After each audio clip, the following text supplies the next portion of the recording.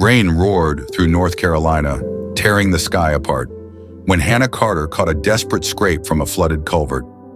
Crows swarmed like demons, their beaks ripping into a dying bobcat cub, blood streaking the muddy torrent. Would Hannah snatch it from death's jaws, or let nature's brutal verdict fall? Before continuing the story, tell me which city you're watching from. I want to know how far this video has come. Don't forget to like and subscribe to the channel so I can send you exciting stories like this every day. Thank you. Rain slashed down like jagged knives, relentless and unforgiving, tearing the North Carolina sky into tattered shreds of gray. The floodwaters roared through the roadside ditch, dragging broken branches, shredded leaves, and secrets no one would ever know. Hannah Carter gripped the steering wheel tight, her weary eyes blurring in the dim, water-streaked glow of her old Subaru's headlights.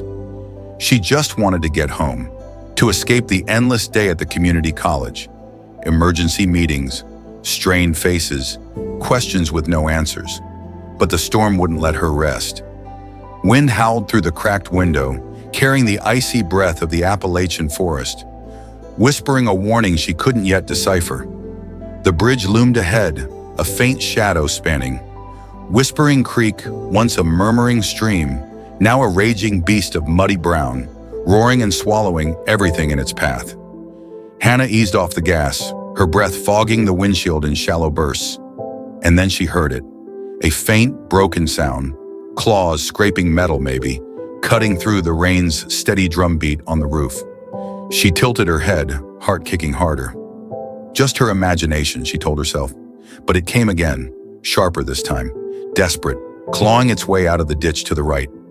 A strange instinct flared in her chest, cold and piercing like the rain itself. Hannah slammed the brakes, the car skidding on the slick road before jerking to a stop. She flicked on the hazard lights, their amber pulse weak against the thick mist. The storm growled around her, but that sound, that fragile, pleading scrape, pierced through it all, pulling her out of the driver's seat like an invisible thread. Rain stung her face as she stepped into the downpour, soaking through her thin jacket, biting her skin. Her boots sank into the muddy shoulder, each step heavy, as if the earth itself wanted to hold her back. But she pushed forward, driven by something she couldn't name. Not curiosity, but a fear tangled with hope, as if she were stepping into something bigger than herself. Near the drainage culvert, dark shapes moved. Crows, not one but a flock, 5, 6, maybe more, swarming in the rain like ghosts banished from some shadowed realm. They dove, beaks glinting, stabbing at something small and still, trapped between the rushing water and the iron grate. Their cries sliced the air, shrill and frenzied, drowning out the rain's roar. Hannah froze, breath catching, legs trembling as she edged closer. They were killing something. But what? She didn't know, and that mystery, that raw, gnawing danger, sent her pulse racing, heat surging through her veins despite the chill sinking into her bones. She shielded her eyes, peering through the deluge. One crow swooped low, striking hard, and this time she saw it. A tiny flinch, a shudder so weak it was almost gone. "Stop it!" she yelled, voice cracking in the wind, arms flailing to scatter the birds. They screeched, rising in a flurry of black wings, circling above her like vengeful spirits, their glossy eyes flashing in the faint light from her car. They didn't flee, though, just retreated, perching in nearby trees, watching her with the eerie patience of predators who knew time was on their side. Hannah dropped to her knees, mud seeping past her jeans, icy and thick. Water surged through the grate, stinking of wet earth and decay. And there it was, a small, sodden thing, curled tight in the torrent, inches from death. A bobcat cub, no bigger than her hand, its spotted coat plastered to a frail frame. Its head lolled to one side, lifeless, but one eye, a pale gold slit, clouded with pain, cracked open, locking onto hers. No begging, no fear, just a quiet presence, as if it knew these might be its last breaths. Her heart clenched. She'd seen hundreds of wild creatures in her 42 years, healthy ones, wounded ones she couldn't save. but never had a single gaze hit her so hard. The crows cawed overhead, their calls a mocking chorus. One dove again, beak aimed at the cub's head. Hannah shouted, lunging to block it, and the bird veered off, leaving a fresh streak of blood on the soaked fur. Blood. More than she'd realized. It trickled from gashes on the cub's skull, mixing with the water, vanishing as if it had never been. She reached out, fingers trembling an inch from its body. Was it still alive? She couldn't tell. Its breaths, if they existed, were lost in the water's roar and the crow's cries. Then she felt it, a faint tremor, like a breeze brushing dry grass. It was fighting, clinging to a thread of life in this merciless storm. Hannah looked up, staring into the crow's unblinking eyes. They stared back, daring her to steal their prize. This was nature's law, they seemed to say. The weak die, the strong survive. She knew it. She'd studied it, taught it, lived it through years of wildlife research. But that golden eye stabbed through her rational shell, striking something raw and buried deep. She saw the fox cub from 10 years ago, trapped under a fallen tree in the woods. She'd walked away then, telling herself nature had to run its course. Its whimpers had haunted her sleep for months, echoing in dreams she never shared. Could she turn away again? Or would she defy the storm, defy her own instincts to snatch this tiny life from death's jaws? Headlights flared behind her. A truck slowed, beams cutting through the rain, spotlighting the bizarre scene. A woman kneeling in the muck, hands mud-streaked, facing a murder of furious crows. The window rolled down, a man's voice shouting over the gale. "You okay, ma'am?" Hannah flinched, twisting to shield the cub. "Fine," she yelled back, throat raw. "Just checking something." The truck lingered a moment, then rumbled off, taillights fading into the dark. She turned back, breath ragged. The crows fell silent, an unnerving stillness settling over them, as if awaiting her verdict. The cub didn't move, but that eye, that single fading gold, held hers. A raindrop fell from her hair onto its face, and time seemed to stop. The rain faded, the cold dulled. It was just her and this creature, poised between life and death, instinct and mercy. Her hand inched forward, brushing its icy, drenched fur. "Don't die," she whispered, voice breaking against the wind. "Please don't die." Hannah's fingers lingered on the bobcat cub's soaked fur, the icy chill of its body seeping into her skin like a warning. "Don't die," she'd whispered, and the words hung heavy in the rain-soaked air, fragile against the storm's relentless howl. The cub didn't move, didn't blink, but that single golden eye, dim and flickering, held her gaze, a silent thread tying her to its fading life. Above, the crows circled, their cries sharp and mocking, black wings slicing through the mist. They knew death was close. They could taste it, and Hannah knew it too. She'd seen it before, too many times in the glazed eyes of wounded deer, the broken wings of owls, the still bodies she couldn't save. But this time, something snapped inside her, a jagged edge of defiance cutting through the cold logic she'd clung to for years. She slid her hands beneath the cub, mud squelching as she lifted it from the torrent. It was light, too light, little more than a sodden bundle of bones and fur, trembling faintly in her palms. Water streamed from its coat, dark with blood and filth, pooling in the creases of her rain jacket. The crows screeched louder, diving closer, their beaks snapping inches from her face.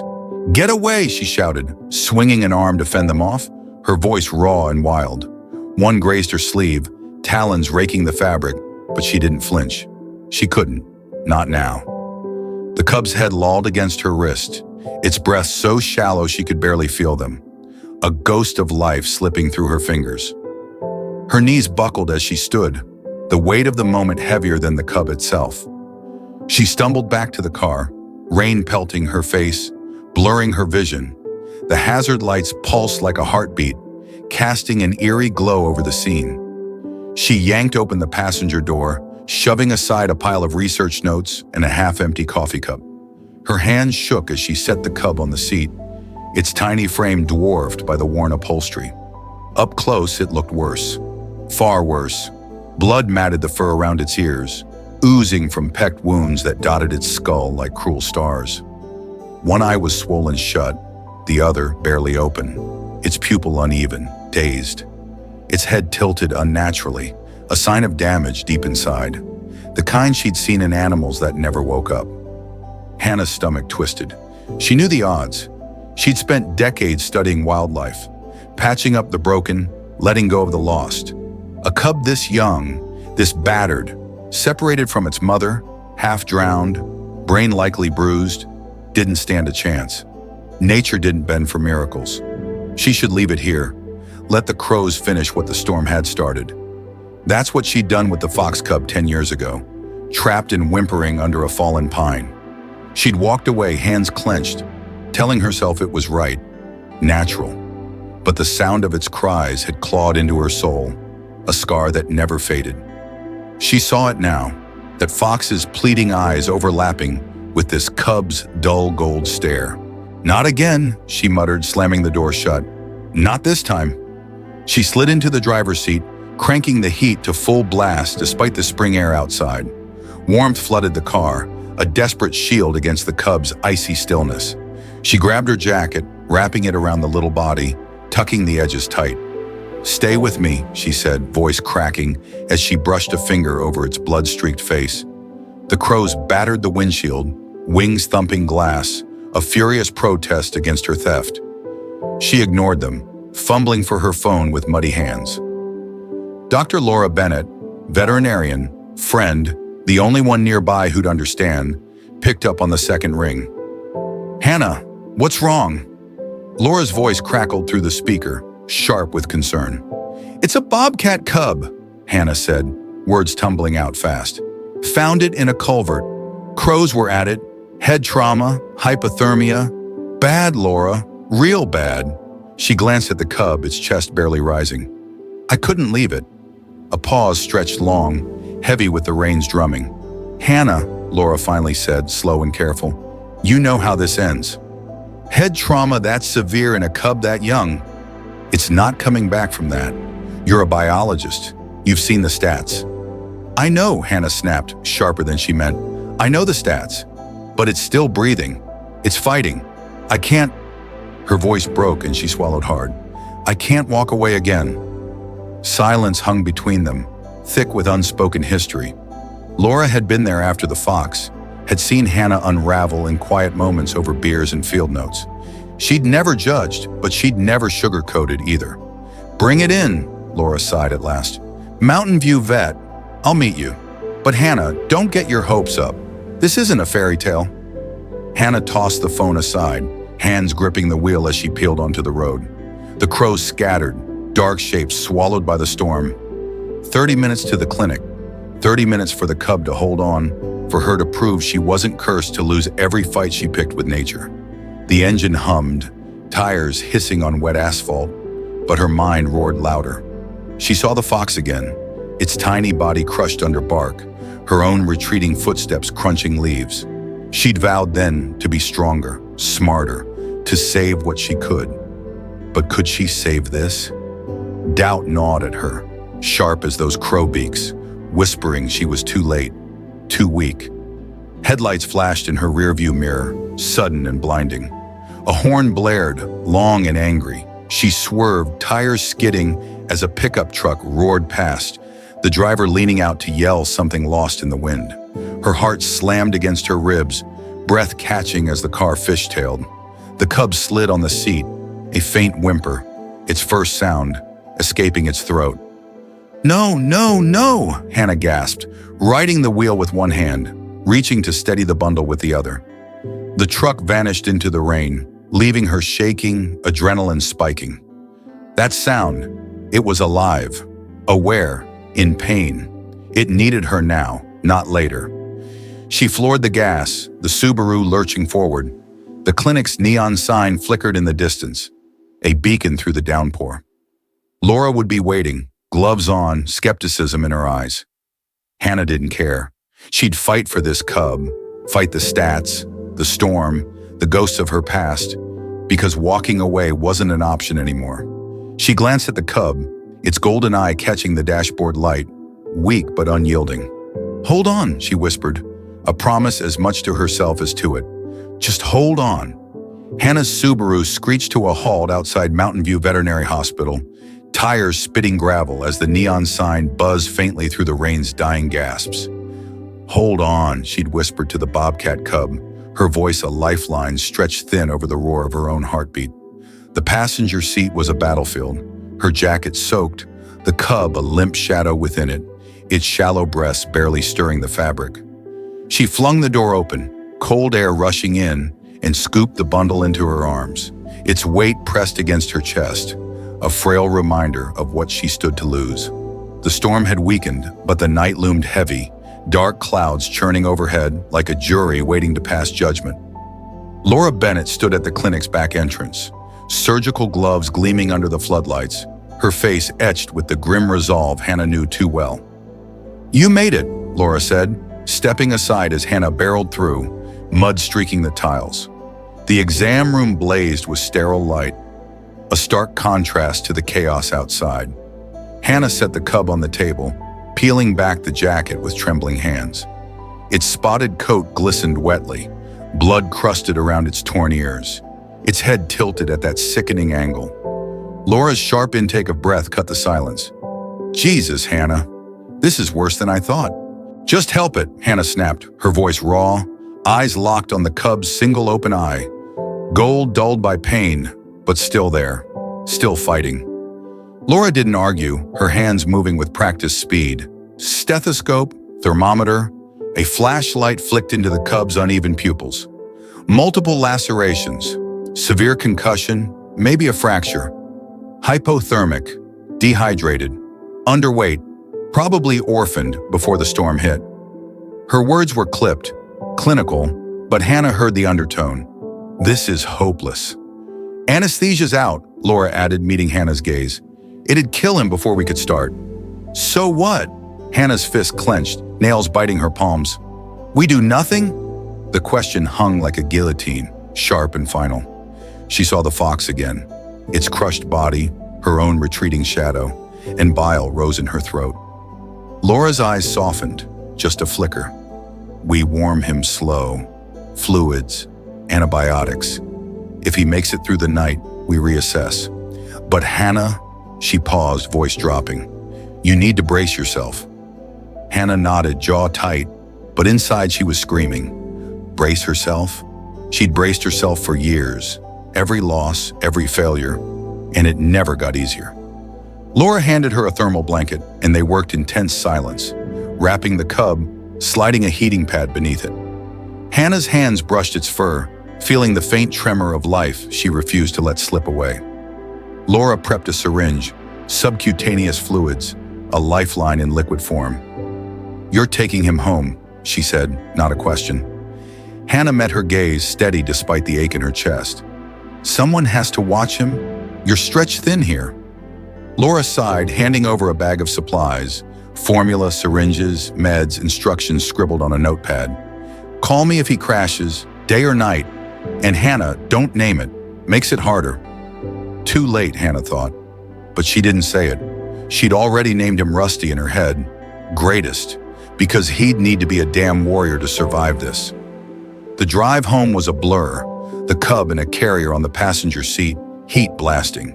Her cabin waited, a small refuge at the forest's edge, water dripping from the eaves as she carried Rusty inside. The guest room became a war zone in minutes. Plastic bin, heating pad, blankets stacked into a nest.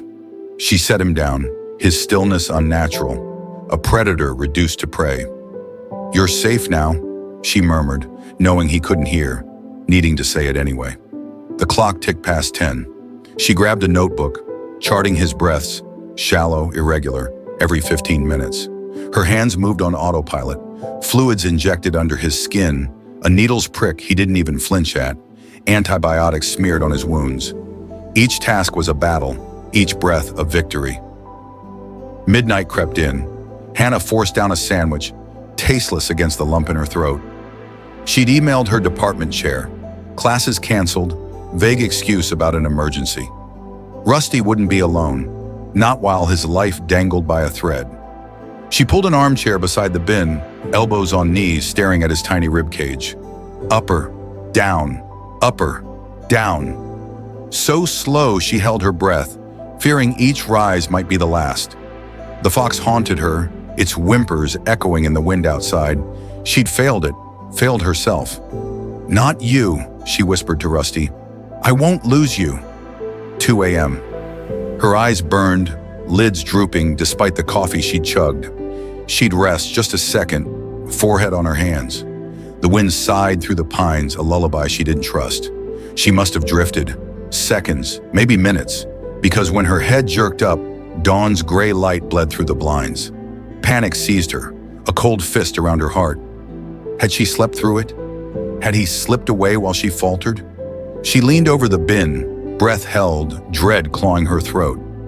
He was there, ribcage rising, falling, faint but steady. And then, then she saw it. One eye, the less swollen one, cracked open, a sliver of wild gold glinting in the dimness.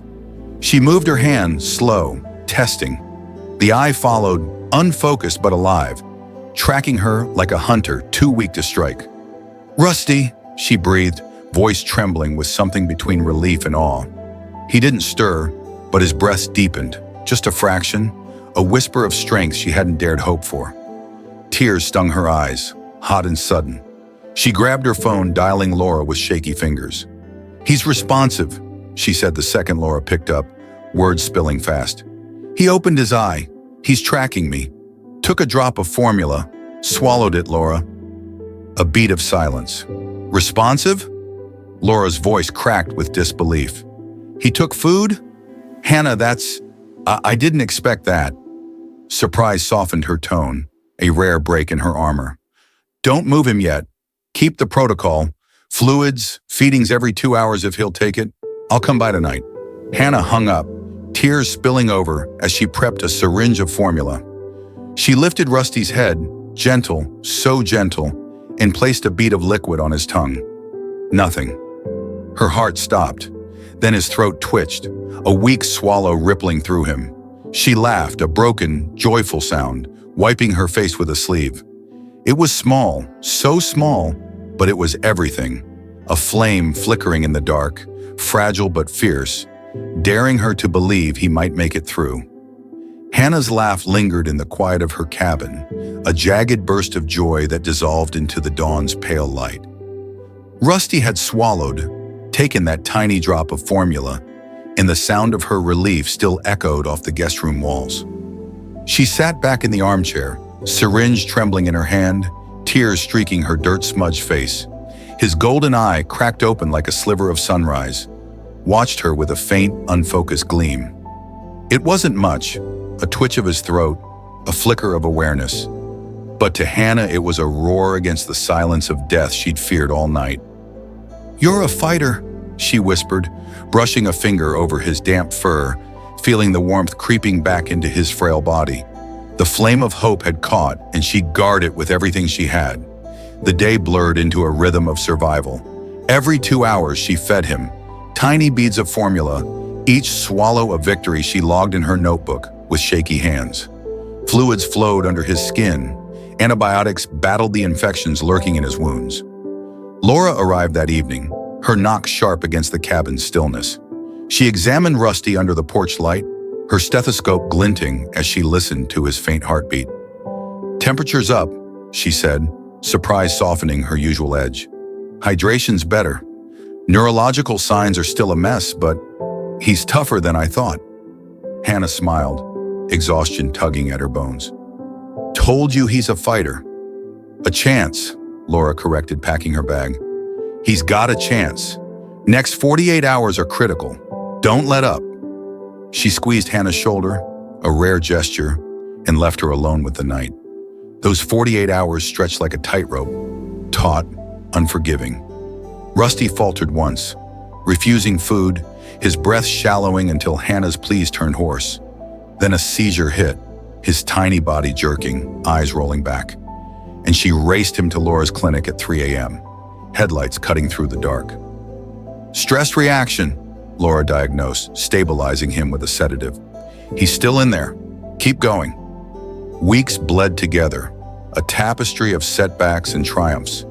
Hannah's life shrank to the cabin, her classes a distant memory handed off to a colleague.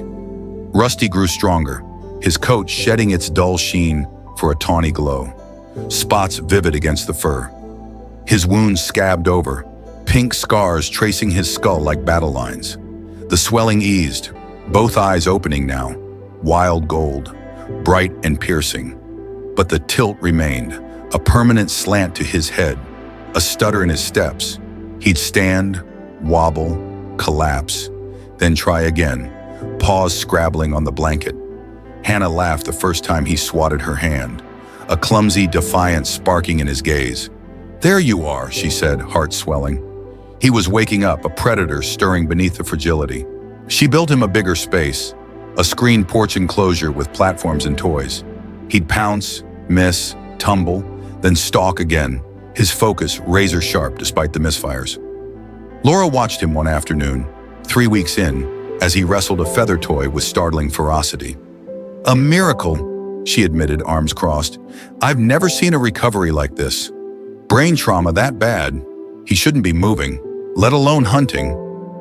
Hannah grinned, pride flaring, but a shadow crept into her chest, cold and persistent. "What now?" she asked, voice quieter than she meant. Laura's pause was answer enough. "He's not releasable," Laura said, blunt but gentle.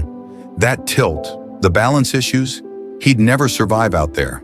Hunting, climbing, evading predators, he can't do it. Not fully." The words landed like stones, heavy and unyielding. Hannah stared at Rusty, his ears twitching as he crouched, oblivious to the verdict. She'd known it, deep down, seen it in his stumbles, his misjudged leaps, but hearing it aloud cracked something inside her.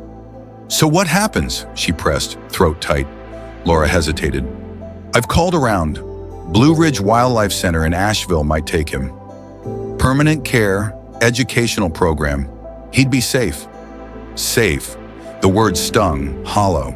Hannah nodded, forcing a smile. But her mind reeled.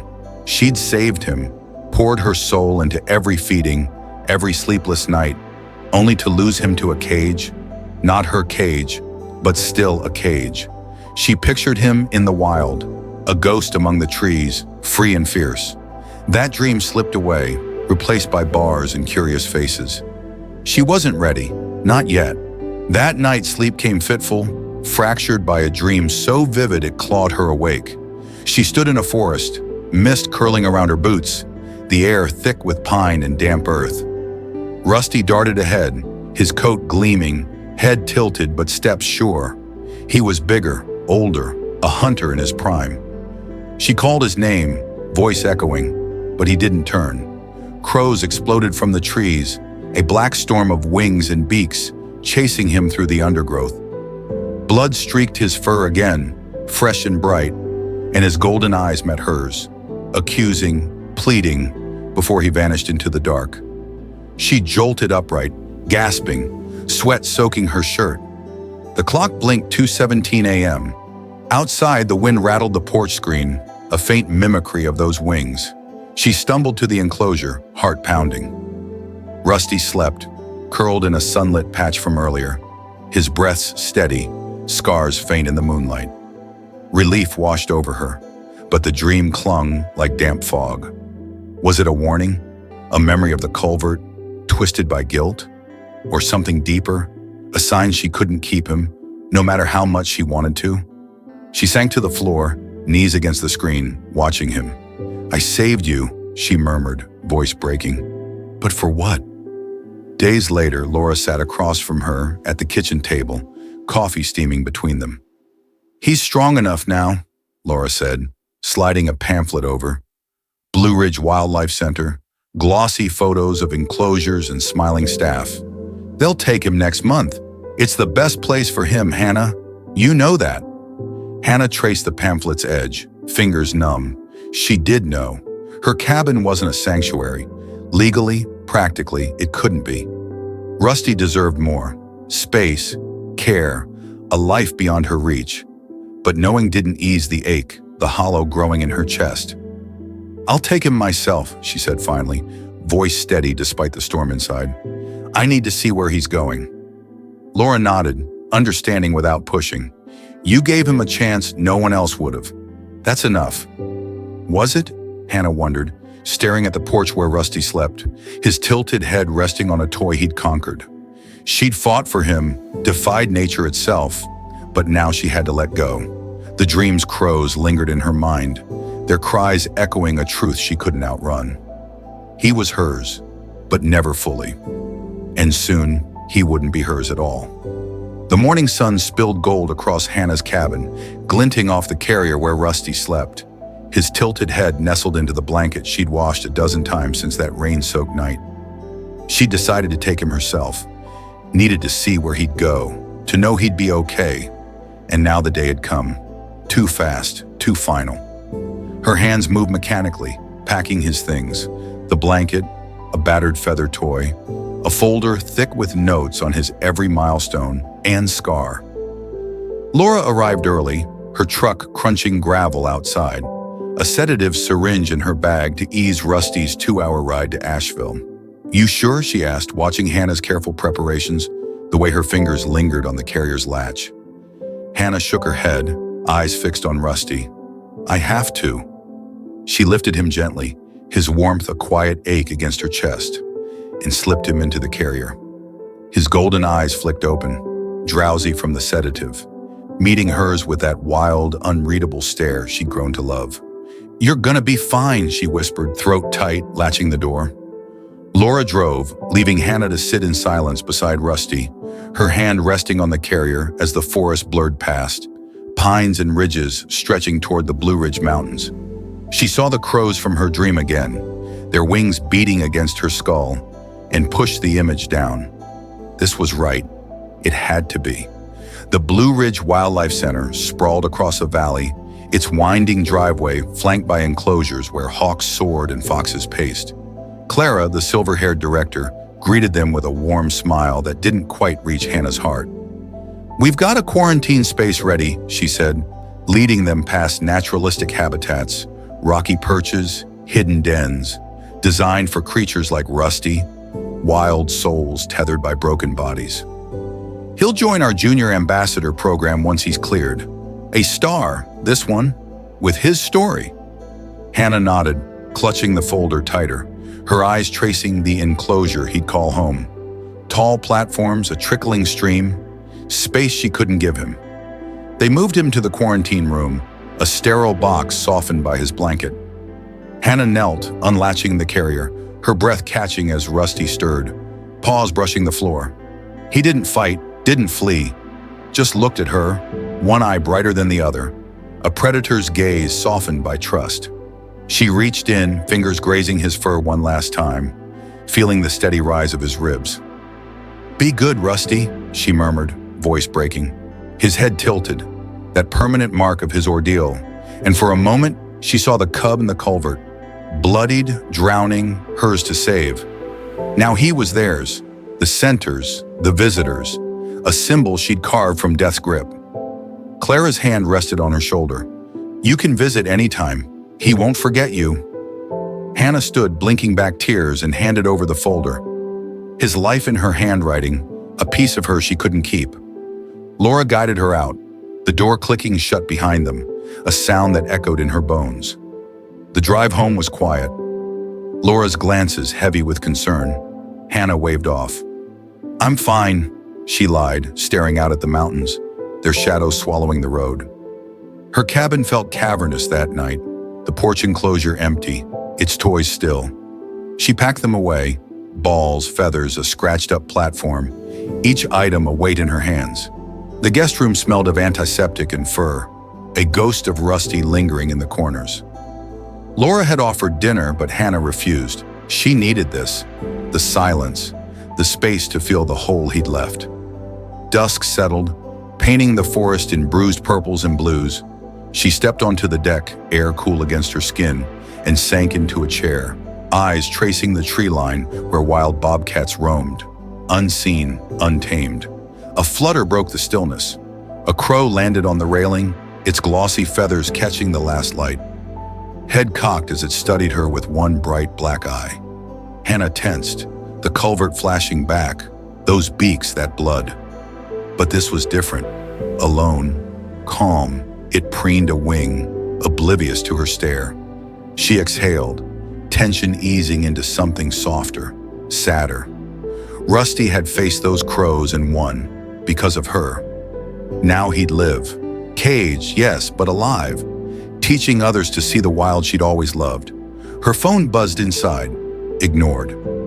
Tomorrow she'd call the center, check on him. Next weekend she'd drive up, see his new world. Maybe she'd volunteer, fill the emptiness with purpose. But tonight she stayed, the crow her only company. It took flight, a shadow against the darkening sky, and she wondered, did Rusty hear the forest in his dreams? Did he feel the pull of a life he'd never reclaim? Or had she given him something else? A story, a legacy, a piece of her soul stitched into his survival? The wind rose, rustling the pines, carrying whispers she couldn't parse. Grief, pride, a call she'd never answer. Somewhere out there, bobcats hunted, their lives a secret dance of instinct and freedom. Rusty wasn't one of them, not anymore, but he was safe, alive, because she'd looked into that golden eye and refused to turn away. The crow's cry faded, lost to the night, and Hannah sat, wrapped in the vast wild web that had bound them together, its threads stretching beyond her reach, into a future she'd never fully know. And so, Rusty and Hannah's story draws to a close, not with the roar of freedom in the wild, but in the quiet of a dusk-lit deck, where a lone crow lands, carrying questions that linger unanswered. Hannah fought with everything she had, pulling Rusty from death's shadow, yet the cost of survival sometimes means boundaries neither she nor Rusty could break. This journey isn't just about survival, it's about compassion, about facing nature's harsh truths and finding meaning in the smallest victories. If this story touched you, hit that like button, drop a comment with your thoughts, and most importantly, subscribe to our YouTube channel right now. Ring that notification bell so you never miss another incredible tale from the wild, where every moment is a battle, a lesson, and a miracle. Thanks for joining us on this ride.